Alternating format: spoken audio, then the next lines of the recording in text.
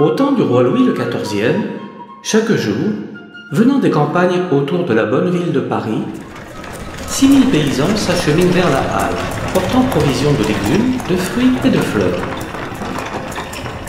Leurs montures sont lasses et fatiguées par un long chemin de 7 ou 8 lieues. À 6 heures, les boulangers de Gonesse arrivent à leur tour, le mercredi et le samedi, livrant chaque fois de grandes quantités de pain. D'autres boulangers se répartissent sur l'un ou l'autre des 12 marchés au pain que compte la capitale en ce XVIIe siècle.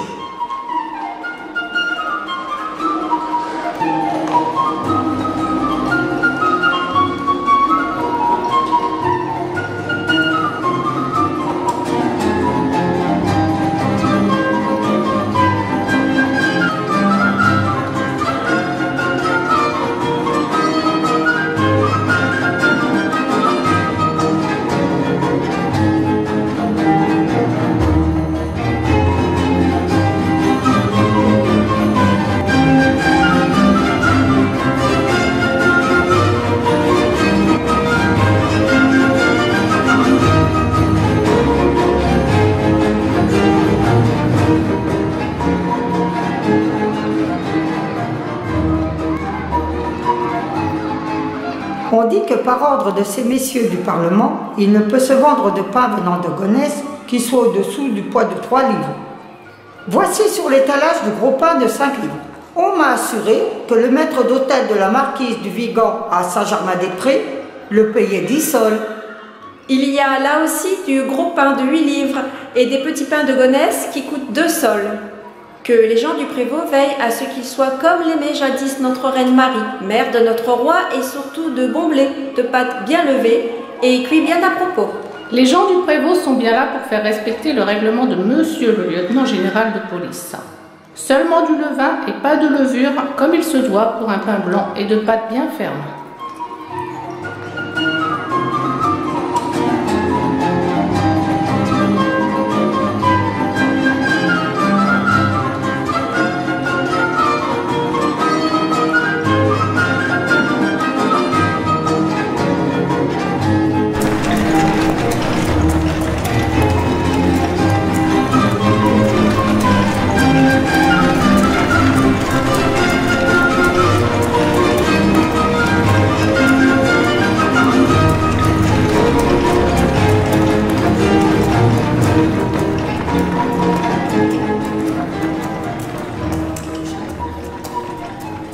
Monsieur, voici le pain que moi, Jean Provins, a fait en ma demeure à Saint-Nicolas de Gonesse, et porté ici 7 nuits par le grand chemin pour en faire commerce, comme avant moi mes aïeux, tous boulangers.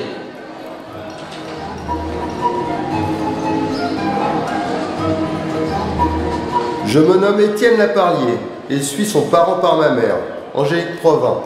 Je suis également boulanger en la paroisse Saint-Nicolas de Gonesse et fais du bon pain mollet, que je dois tout vendre aujourd'hui, comme l'exigent les règlements. Notre pain est bon et plaît bien aux Parisiens. D'ailleurs, lorsqu'il venait à leur manquer, les bourgeois comme les pauvres gens étaient réduits aux abois, comme au temps de notre bon roi Henri IV, qui nous rendit la paix, après tant d'années de guerre et de misère.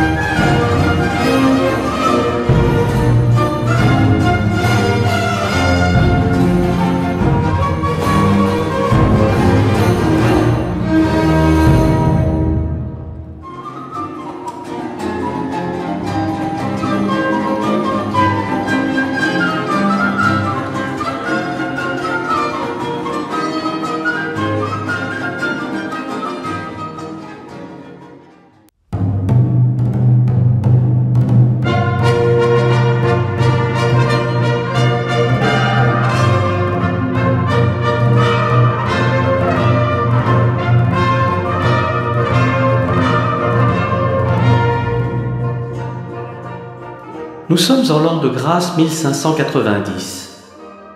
Voici 30 ans que le royaume de France est à feu et à sang à cause de querelles religieuses. Les mauvaises récoltes, la disette, ajoutent au malheur que provoquent les soldats qui battent la campagne et qui n'épargnent rien ni personne, catholiques ou protestants. Le 22 juillet 1587, aux Halles de Paris, le peuple, affamé, se révolte contre la cherté du pain. Le sang coule encore. Le 1er août 1589, le roi Henri III est assassiné par un moine fanatique, Jacques Clément. Pour lui succéder, Henri, roi de Navarre, mais prince protestant. Les années qui suivent sont terribles pour les Parisiens, fidèles au parti catholique, qui subissent un très long siège conduit par celui qui, désormais, s'intitule roi de France et de Navarre sous le nom d'Henri IV. Henri IV, au printemps 1590, commande le siège de Paris depuis Montmartre et place ses troupes à Saint-Ouen, La Chapelle, Aubervilliers, Pantin, Le Bourget, Louvres et Gonesse. Le 29 mai, le roi Henri IV est à Gonesse.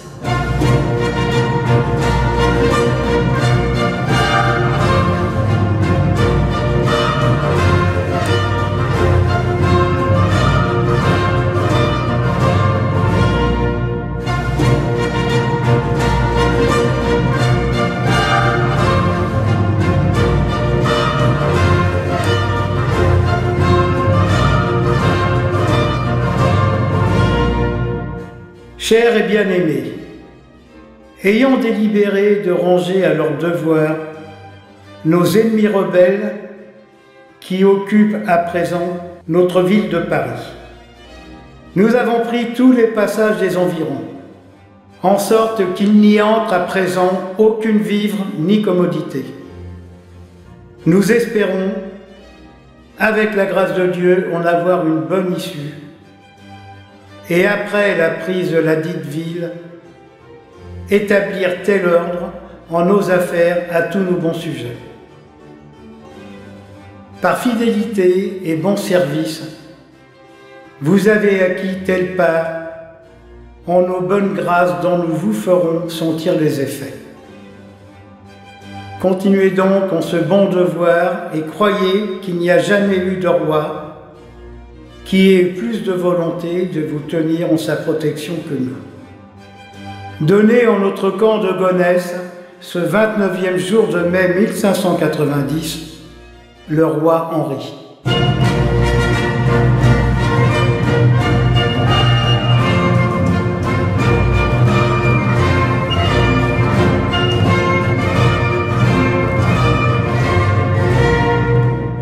Si 2 semaines se passent sans que l'on apporte de Gonesse ou d'ailleurs les quantités de pain qui arrivent habituellement à la halle, à la place Maubert et en d'autres endroits, Paris ne pourra pas tenir plus longtemps contre la famine.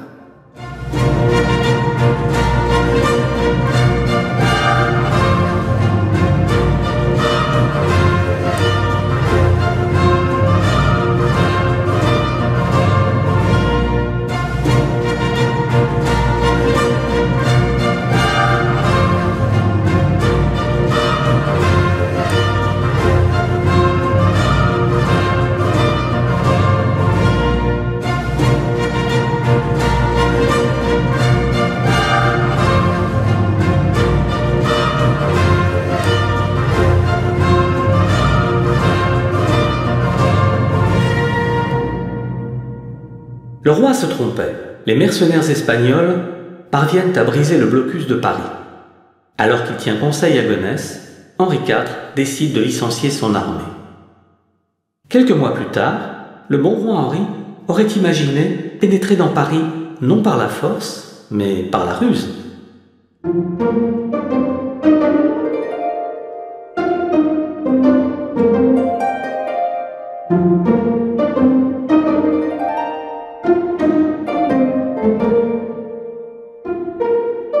Les soldats, empruntant les vêtements de meuniers gonétiens, auraient tenté de s'introduire dans la capitale par la porte Saint-Antoine.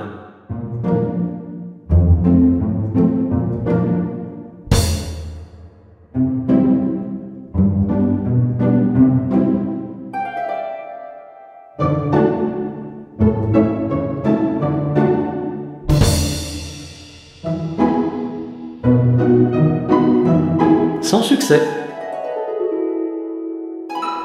Paris valant bien une messe, le roi entre finalement dans Paris en se faisant catholique.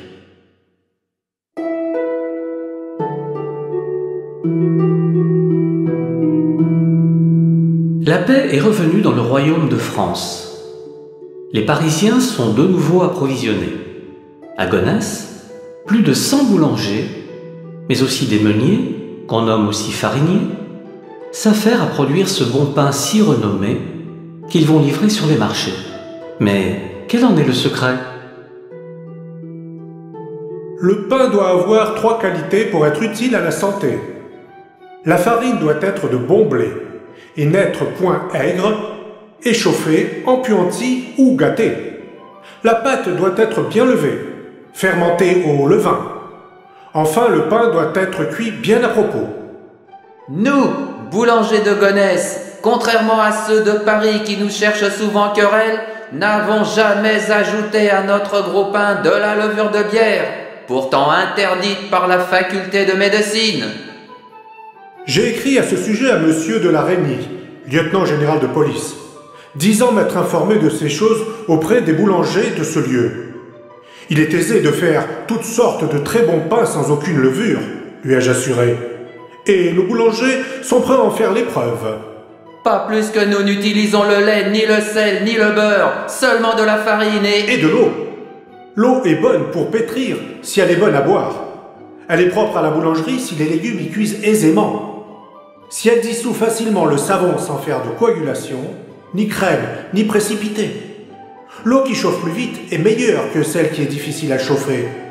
De même, celles qui sont sensiblement froides en été et chaudes en hiver, et qui paraissent plus froides le soir que le matin. Et notre blé est plus blanc et de meilleur manger que celui de Beauce. Les farines sont bonnes ou mauvaises, et par la qualité des grains dont on les a tirés, et par la façon dont on les a moulus. Messire Prévost, on se bat à la taverne du Cheval Blanc!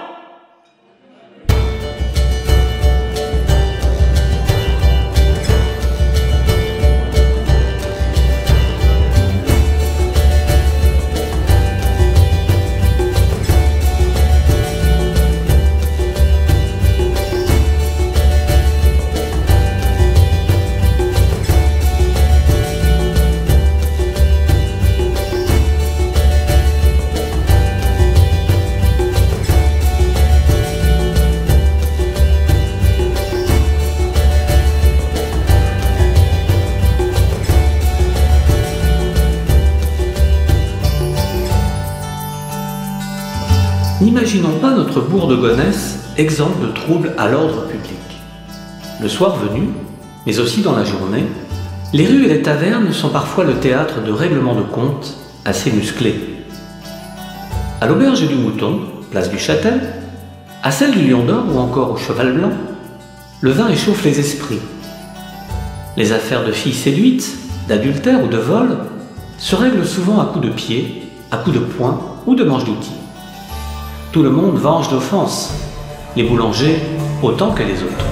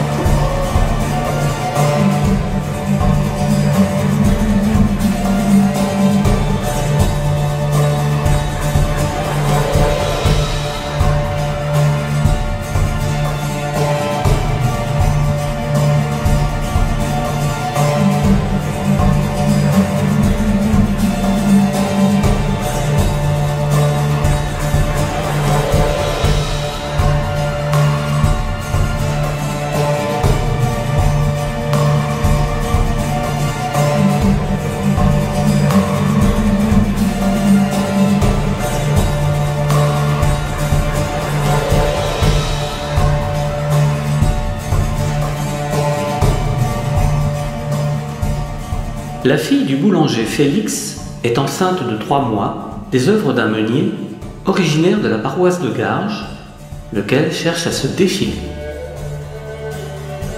Tu as séduit ma fille, elle est grosse d'un enfant. Je saurais te faire tenir ta promesse de l'épouser. Foutre Dieu de Meunier. Ta fille n'est pas une honnête fille, mais une sacrée bougresse. Elle a montré son cul à plusieurs personnes et s'est abandonnée à d'autres qu'à moi dans le pays. J'en pourrais faire la preuve s'il était nécessaire. Tu mériterais 20 coups de pied au ventre. Je te ferai procès et tu l'épouseras, ma fille.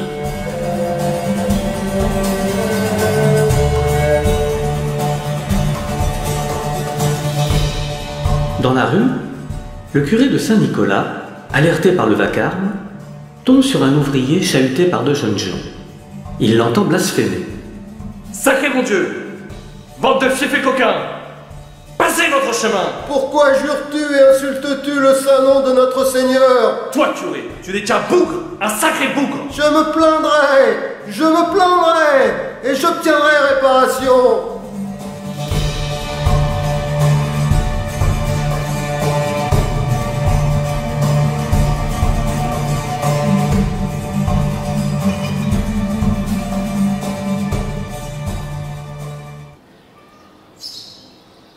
Deux fois par semaine, bien avant le lever du jour, nos boulangers chargent sur leur charrette quantité de pain cuit la veille. Le départ se fait vers minuit, car la route est longue, pour atteindre les faubourgs de Paris par le Pont-Iblon, le Bourget, Aubervilliers et la Villette. Les étals doivent être fournis au plus tard à 6 heures. Ne souffrons point d'exception à ce rituel imposé par la confection du pain et à son transport. Il faut bien arriver à quelques arrangements avec l'Église. Ainsi, comment dignement honorer Saint-Nicolas lorsque sa fête tombe un jour de cuisson du pain ou un jour de marché? Qu'à cela ne tienne, Saint-Nicolas peut patienter quelques jours, et monsieur le curé demandait dispense à monseigneur l'archevêque afin que les boulangers puissent d'abord faire leur pain et chanter à leur convenance les louanges du saint patron de leur paroisse.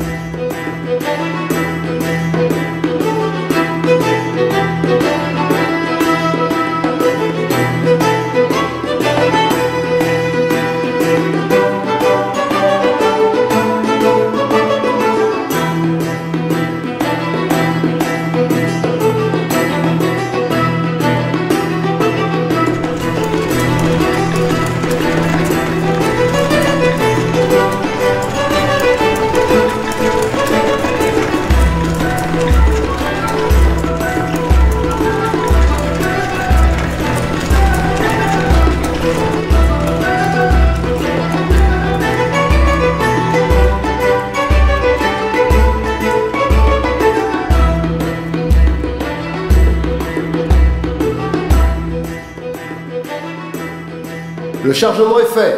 Ne tardons pas à partir, car nous avons 4 lieues à faire. Et c'est tout juste si nous pouvons courir faire nos dévotions à la messe basse et assister à la prédication. Le pas de nos chevaux est lent, et la route des Flandres est bien monotone. Il nous faudra du temps avant de rencontrer âmes qui vivent sur ce grand chemin. Peut-être à l'auberge de Saint-Simon ou aux premières maisons du village du Bourget. Et encore, arrivé à la Villette, il nous faudra parcourir une bonne lieue avant d'atteindre le faubourg Saint-Laurent.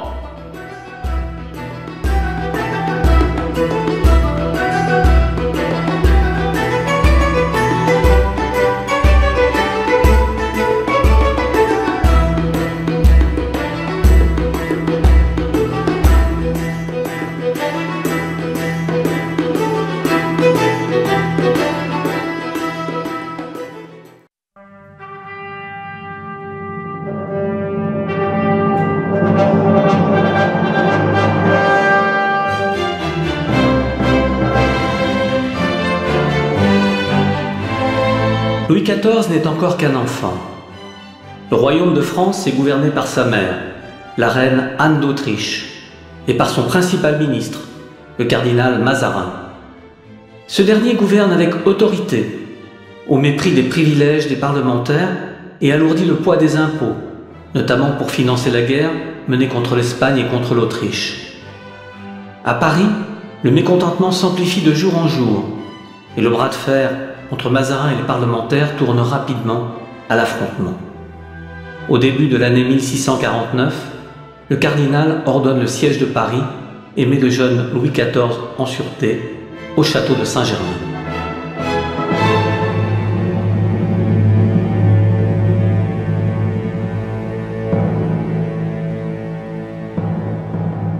Le siège qui commence, organisé par le prince de Condé, cousin du roi, replonge les Parisiens dans les tourments de la famine. Pour nos boulangers, livrer le pain devient une entreprise difficile et périlleuse. On ne prendra pas Paris comme Dunkerque, par des mines et des attaques. Mais si le pain de Gonesse venait à manquer du jour... Après 3 jours de marché sans pain de Gonesse, le peuple se jettera sur le Parlement. Et ainsi, en 3 semaines, le roi reviendrait à Paris après avoir détruit le Parlement qui empêchait la continuité des prêts et des taxes.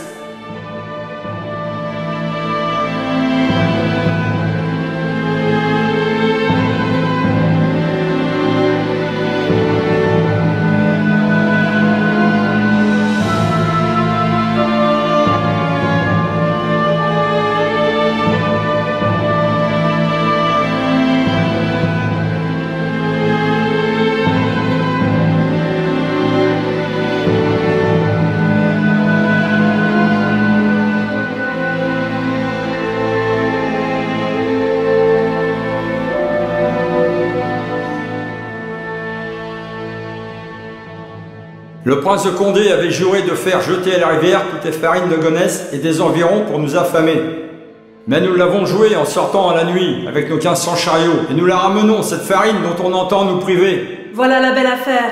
Les gens de Gonesse ont vendu leur blé et leur farine à bon marché. Mais nous à Paris, nous les paierons le double. Le pain de 6 sous se vend déjà 7 à 8 sous la livre. Et quand il est un peu blanc et de bonne grâce comme façon de Gonesse, 8 à 10 sous la livre. C'est trop cher. On peut pas payer.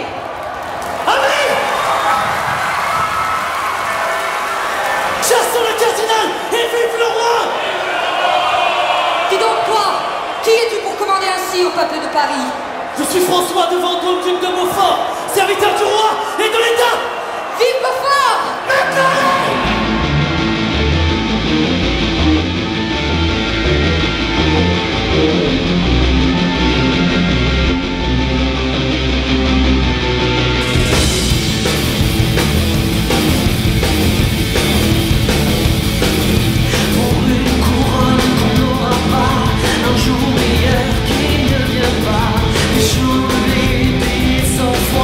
Au nom du roi qui fait sa loi, pour eux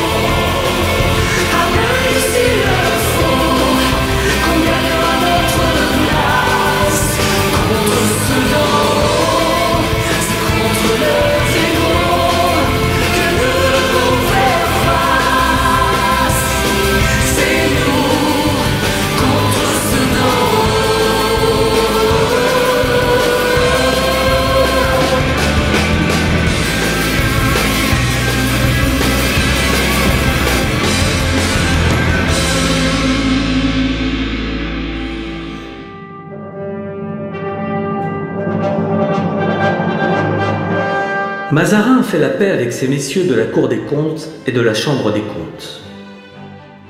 Mais c'est au tour des princes de se révolter.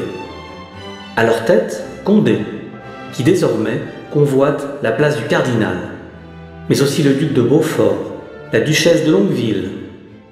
L'anarchie est totale.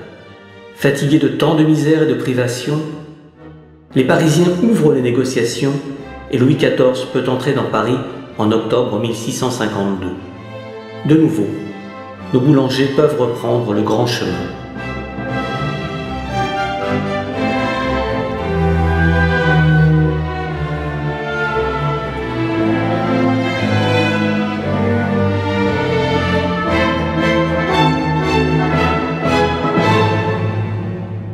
Le métier de boulanger est un métier à risque. Parfois, le plus souvent au retour de Paris, lorsque les charrettes sont vides et le pain transformé en espèces sonnantes et trébuchantes, les bandits et soldats de tous bords s'attaquent à ces proies faciles que sont les boulangers gonessiens. L'affaire, quelquefois, tourne au drame, comme le note le curé dans ses registres.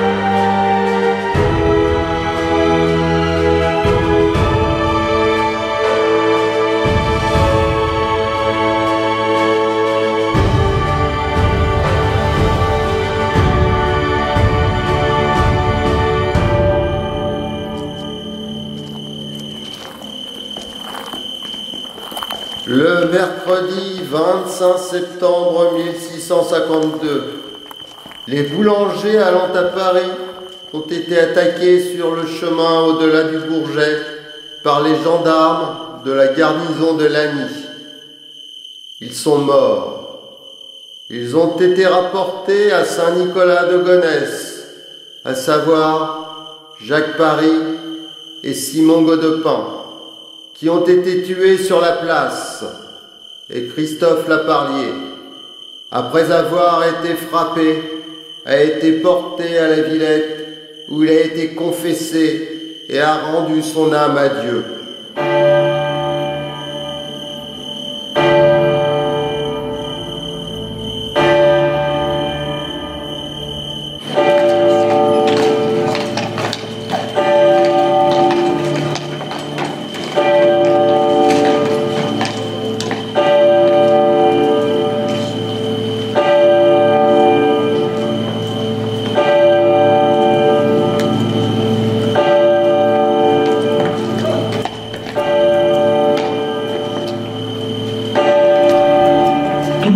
ont été mis en sépulture dans le cimetière de Saint-Nicolas après leur service funèbre fait le lendemain, 26 septembre.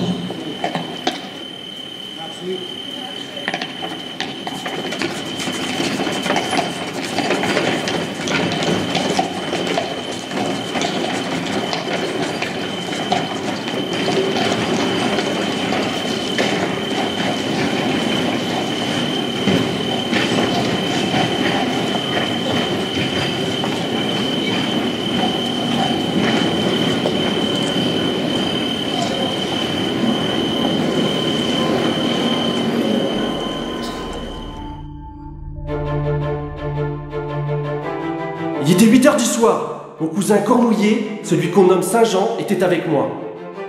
Nous étions parvenus au pont Thibon quand soudain, 2 hommes ont surgi devant notre cheval en criant « Arrête, rends la bourse !» Loin d'obéir, Saint-Jean fouetta le cheval. L'un des quidams déchargea alors son pistolet sur mon pauvre cousin qui roula par terre.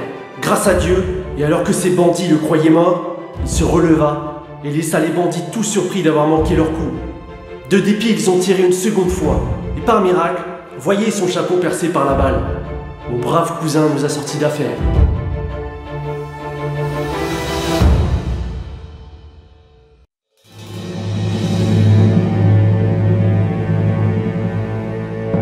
Printemps 1775.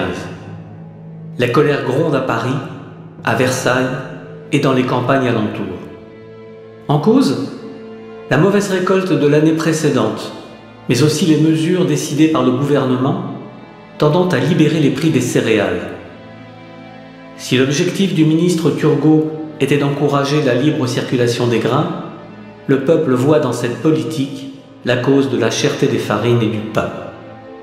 Le mécontentement du peuple affamé fait bientôt place à la révolte dans les derniers jours d'avril. Les marchés de Beaumont et de Pontoise sont pillés. Le 1er mai 1775, celui de Gonesse connaît le même sort.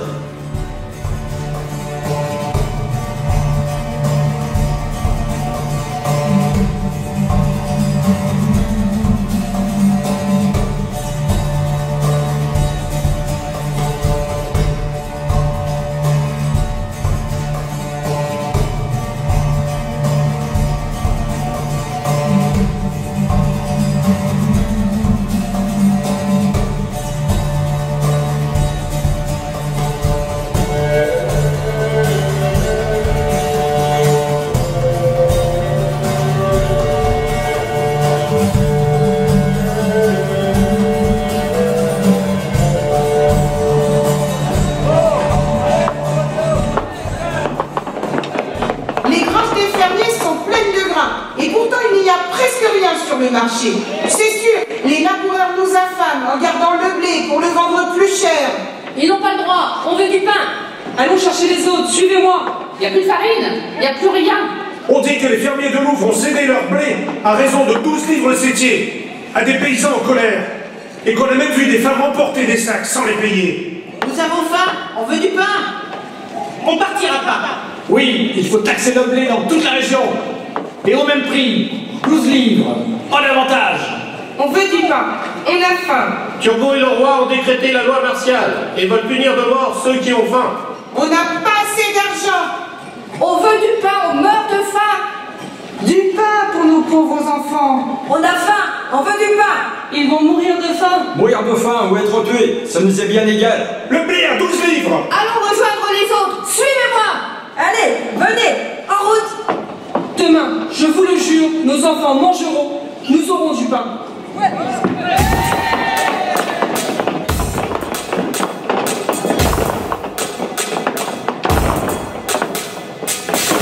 Je suis le miroir du méamour.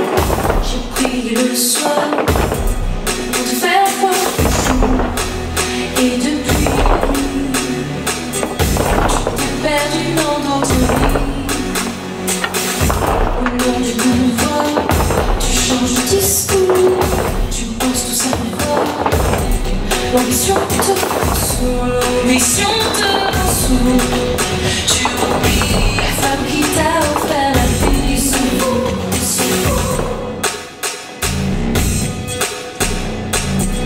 Ils sont fous, ils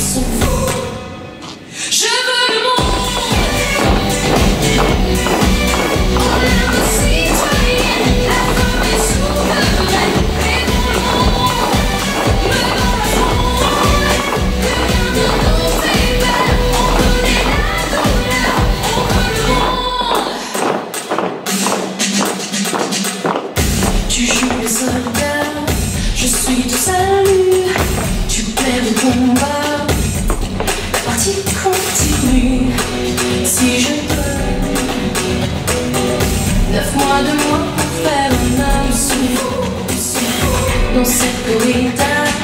Tu vois la vertu, la mort est pour toi. La jouissance absolue, la jouissance absolue. Tu frissonnes quand une vie nous abandonne. Je veux le monde, oh l'âme citoyenne, la femme est souveraine. Vivons le monde, menons la fronde, plus rien ne nous fait peur. On connaît la douleur, on veut le monde.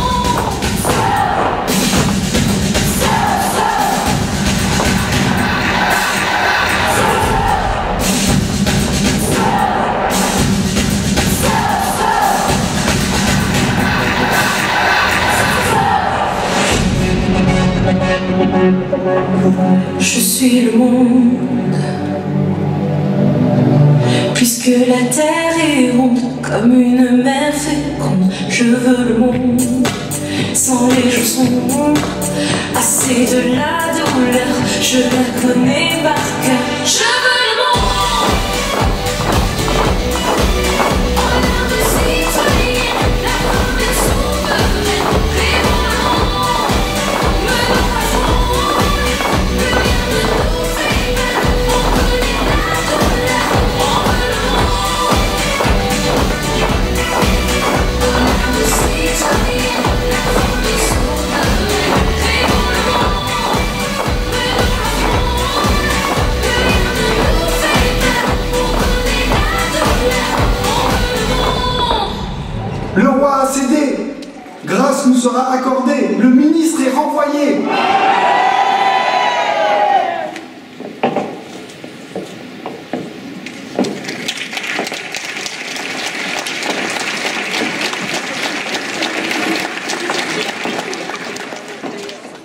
Alors que la révolte se termine par le renvoi de Turgot et l'amnistie des émeutiers qui ne voulaient que survivre, la boulangerie foraine, qui fit la prospérité de Gonesse, n'était déjà plus qu'un souvenir. De tous les boulangers qui empruntaient jadis le grand chemin vers Paris, seuls 3 ou 4 apportaient encore leur pain sur les marchés à la veille de la Révolution. Les Jean Provins, Étienne Laparlier, Simon Chaperon et tant d'autres boulangers, au fil des générations, ont écrit une belle et grande page de l'histoire de Gonesse.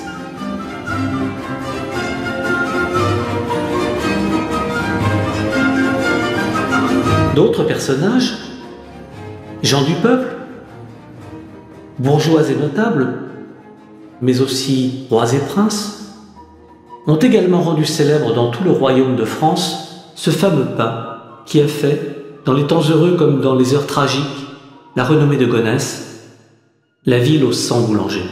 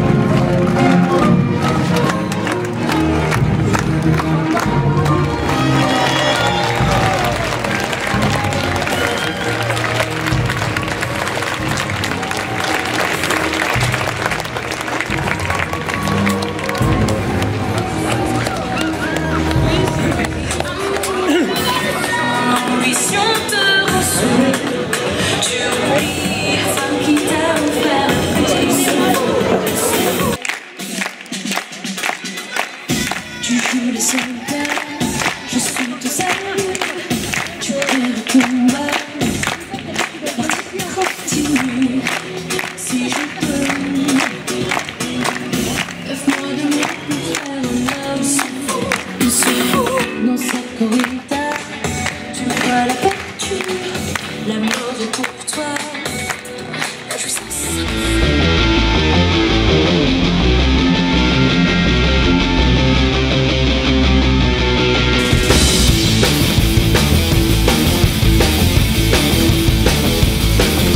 Pour une couronne qu'on n'aura pas, un jour meilleur qui ne vient pas, des champs de blé payés 100 fois, au nom d'une croix qui fait sa loi, pour une justice qu'ils ont fait taire, sous les cris sourds de nos prières, en ne coulant d'une main de fer, qui nous étrangle quand on la serre.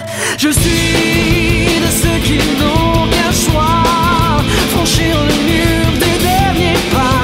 Je suis l'écho, je suis la voix de tous ces gens qu'on dit d'en bas. Contre ceux d'en haut, c'est contre ceux d'en haut. À même s'il le faut, qu'on gagnera notre place. Contre ceux d'en haut, c'est contre leurs égaux que nous devons faire face. C'est nous contre ceux d'en haut. Pour une couronne qu'on récupère, un jour meilleur qui reste à faire, des chants qui se relèvent de terre, au pied d'une croix sans cimetière, pour l'injustice qu'on finit pas de nous briser entre ses doigts. Un bras de fer, un gant de soie, sur ce qu'on perd et qu'on n'a pas. On est de ceux qui ont ouvert une autre voie, une nouvelle ère. On est l'écho, le souffle d'air de tous ces gens qu'on dit adhèrent.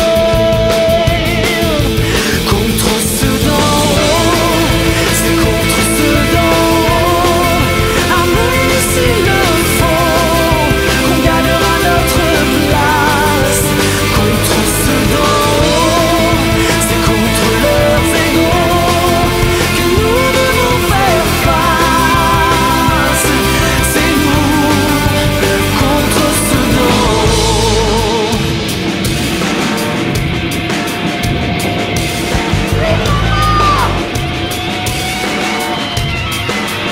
Contre ceux d'en haut, c'est contre ceux d'en haut.